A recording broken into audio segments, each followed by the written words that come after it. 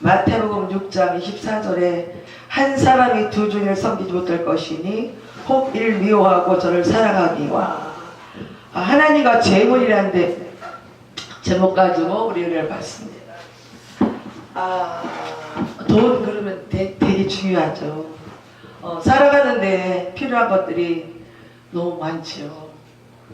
그러나 하나님 우리는 이렇게 말씀하십니다. 어느 날 교회를 갔는데요, 이제 막 예수 믿고 집사가 돼서예요. 잠언에는 이런 말씀이 있더라고요.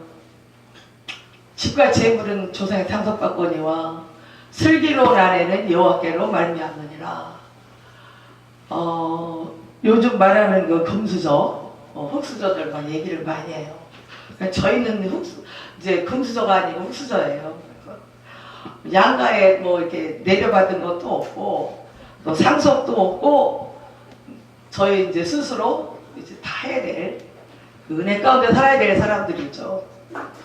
어느 날 이제 아주 가난한 상태로 둘이 출발을 했어요. 재금 나는데 우리 시어머니가 얼마를 주느냐? 그때 당시 42년 전에 24,000원을 주더라고요. 시골에서 올라오는데. 그러면서 둘이 따라와요, 우리 시동생들이. 그러니까 4명의 그 차비와 돌아가는데도 시동생들 차비를 줘야 되니까 아무것도 없는 거예요. 그러니까 다행히 반은 그 우리 목사님이 아는 형님네 기거를 하니까 한 달 살고 5,000원 내고 한 달 살고 5,000원 내고 그렇게 이제 출발을 했어요. 근데 아무것도 없는 상태에서 출발을 하니 얼마나 막막하겠어요. 예수 믿고 어떤 분들은 연단하느라고 뭐 10층짜리 빌딩을 뭐 폭삭 망했네 뭐 이런 소리 하는 분들이 계시는데 저희는 뭐 할 것도 없고 뭐 할 것도 없고요. 예수 믿고 받은 복이 전부 다 복이에요. 아이들도 셋이나 주셨죠. 서울에 올라와서 예수 믿고 이제 뭐 없는 거 있는 거 다 살아가는 모든 것들이 하나님이 주신 다 복인 거예요. 우리가 한 게 아무것도 없어요. 없고 하나님이 이제 어느 날 여의도 수목회를 다니는데 이제 집사 때요. 거기는 그때 당시 얼마나 많은 사람들이 막 줄져 앉아 있어가지고 헌금 시간에 아주 집사님들이 아주 옷을 딱 이렇게 다 해입고 그 바구니가 돌아가는데요. 드릴 게 없는 거예요. 드릴 게. 너무 드리고 싶은데 헌금을 하고 싶은데 아무것도 없는 거예요. 그래서 막 우는 거예요. 하나님 나도 드릴 수 있도록 해주세요. 나도 너무너무 헌금이 하고 싶은데요. 드릴 게 없어요. 하고 막 우는데 갑자기 하나님의 음성이 오는 거예요. 그러면서 너 있지 않아? 너 있잖아. 내 가방 속에. 없어요 하나님.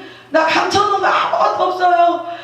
아무것도 없어요 하나님. 내 거 감춰놓은 것처럼 얘기를 하시는 거예요. 그래서 아무것도 없어요. 그러니까 뭐라고 하시냐면 너무 충격이었어요.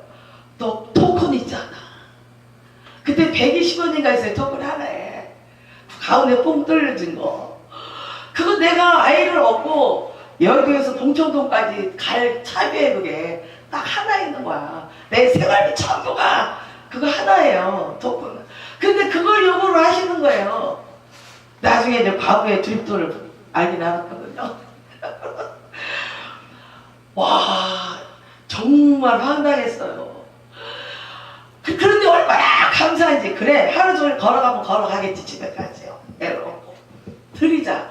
이거는, 그 헌금을 사람이 요구할 수 있겠어요. 어떤 목사님이, 집사님, 있으면 토큰이라도 내놔. 그럴 분이 어디 있겠어요. 근데 하나님 직접 음성으로 그러시니까, 얼마나 벌벌벌 떨리는 손으로 은혜 가운데, 헌금 앞에 넣었어요.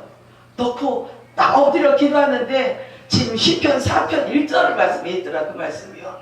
하나님 곤란 중에 나를 너그럽게 하여 주셨사오니 하나님 너무 감사합니다. 그러고 울더라고요. 나중에는 시편 읽다 보니까 시편 4장 1절에 있더라. 다음에 좀 전화 타십시오.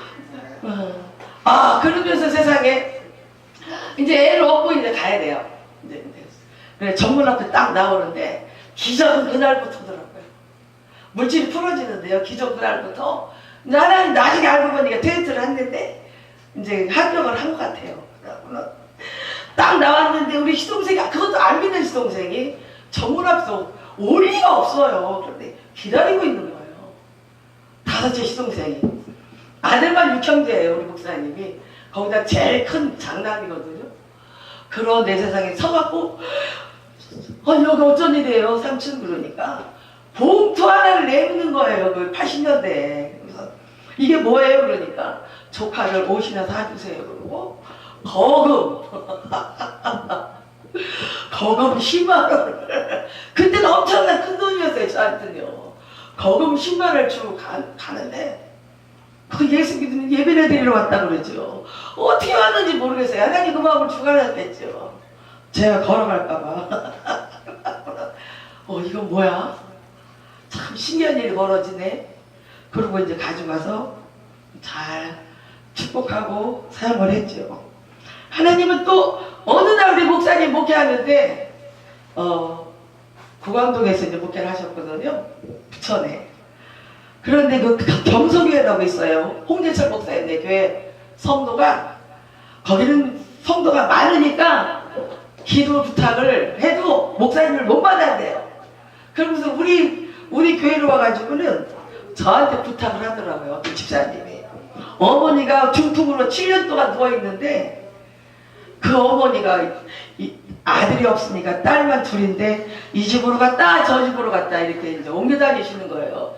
얼마나 오랜 세월을 부었는지 욕창이 나 있어요 뒤에. 그러면서 우리 보고 거기 닷새 신방을 해달라고 거기 집사님이 그 집사님 데리고 왔더라고요.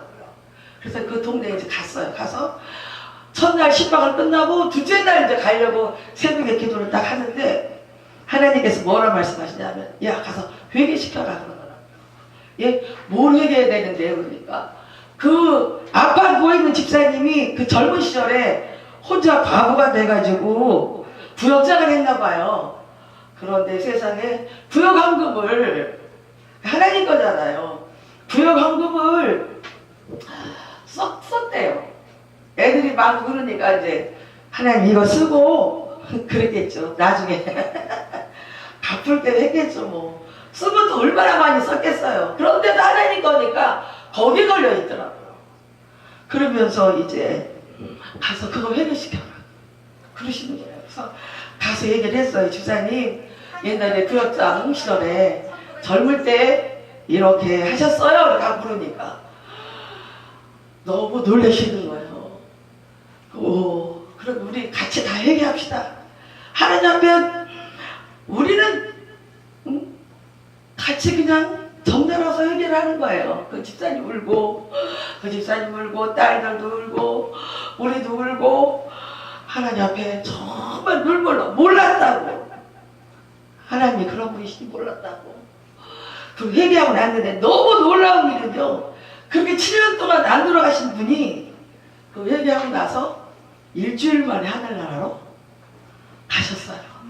가셔서 이제 몇 년 동안 그 딸이 추수감사 때마다 우리 교회에다가 떡 대다 주고 뭐 과일 대다 주고 그러더라고요.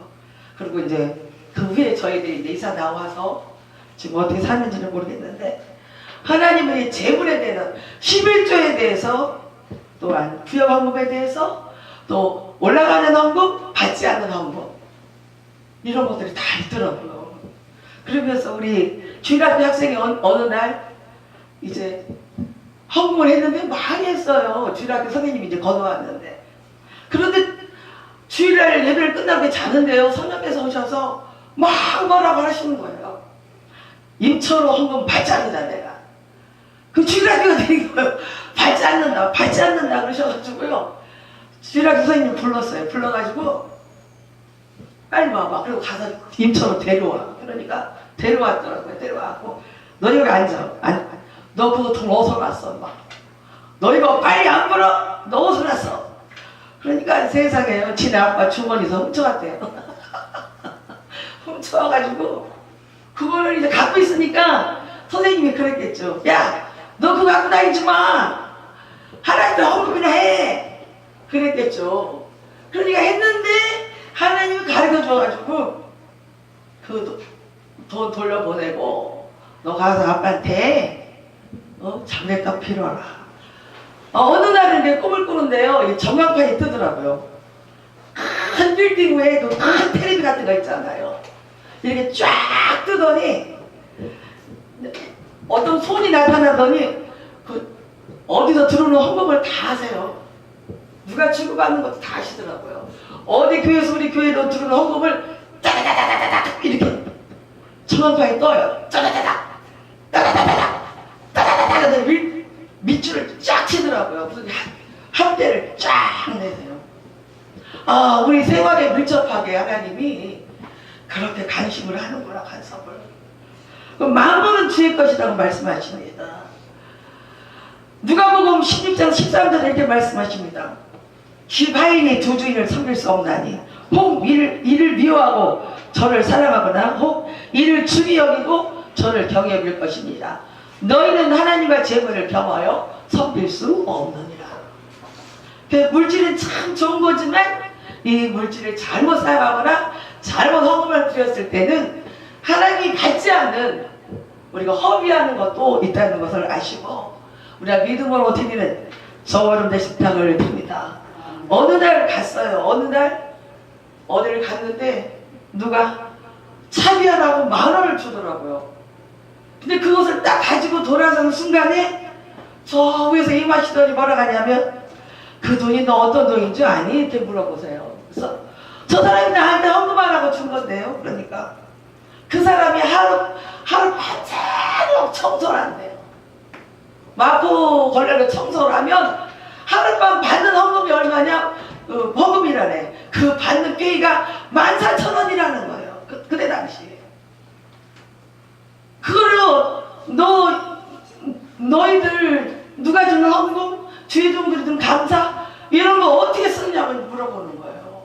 그걸 가지고 땅바닥에 주저앉아가지고 얼마나 엉엉 울었나 몰라요.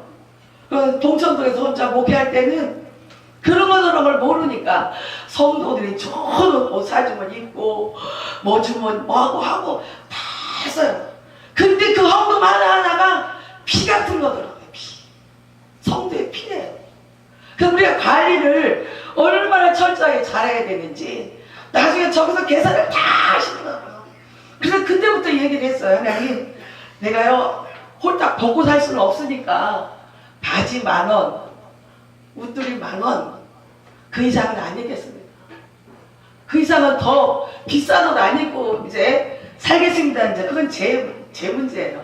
얘기를 하고 와가지고 이제 이것도 5,000원. 이거 누가 사줬어요.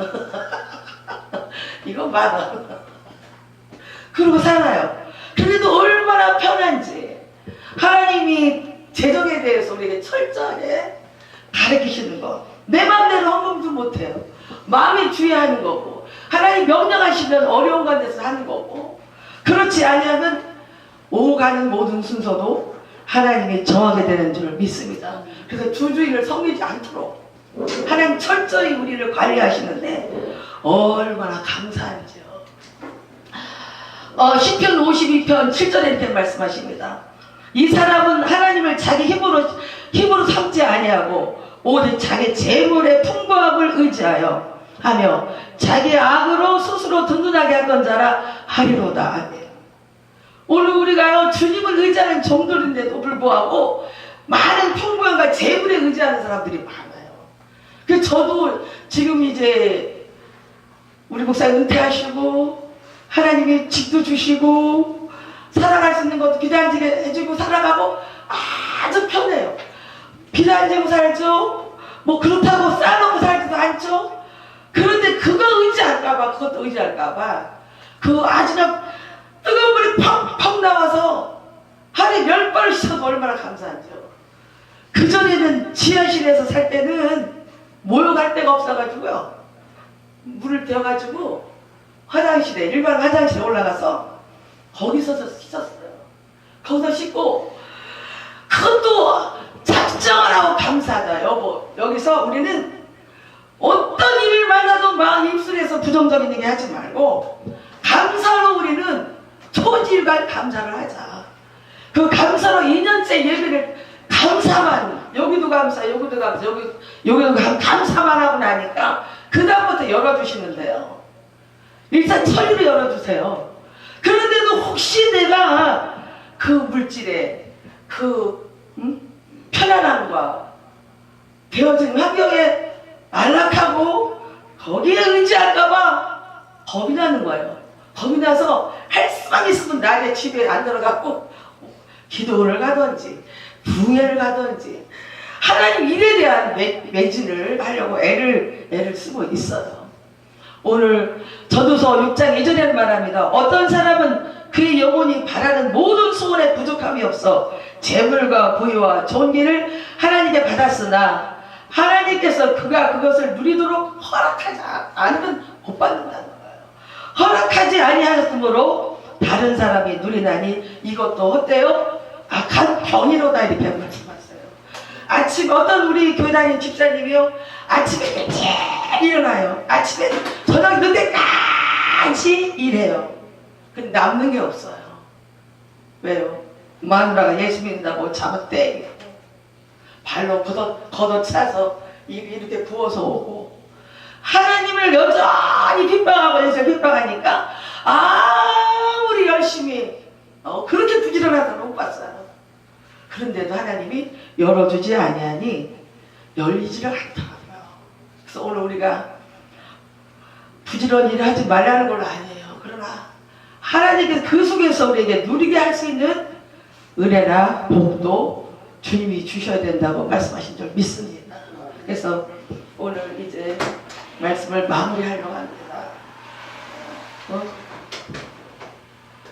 이 사람은 하나님을 자기 힘으로 삼지 아니하고, 오늘 이 말씀에 주목하셔서 우리는 아무리 누릴 것이 많고 편안한 삶을 사시고 환경이 아무리 좋은 삶을 산다 하실지라도 우리가 그것은 뒤로 하고 그 재물에 마음을 두지 않고 오직 여호와를 소망하며 다시 오실 예수님을 기다리는 저와 여러분 되신 땅을 드립니다. 저에게는 하나님 말씀하셨어요. 2006년도에 기도원을 시작할 때 우리 연영 목사님 우리 동네에서 하셨는데, 시작할 때 하나님이 이렇게 오셔서 말씀하셨어요. 너는 마지막 복음에 전했잖아. 여기 기도원에 오는 모든 사람들에게 물어라. 계시록 말씀까지, 창세기 1장에서 계시록 말씀까지 다 믿느냐고 물어봐라. 그러면서 다시 오실 예수님을 전하라고, 어떤 말씀을 선택해 전하든 간에 내가 내게 부탁한 것은 다시 오실 예수님을 전하라고 저에게 주신 사명인 줄 믿습니다. 우리가 소망은 뭐예요?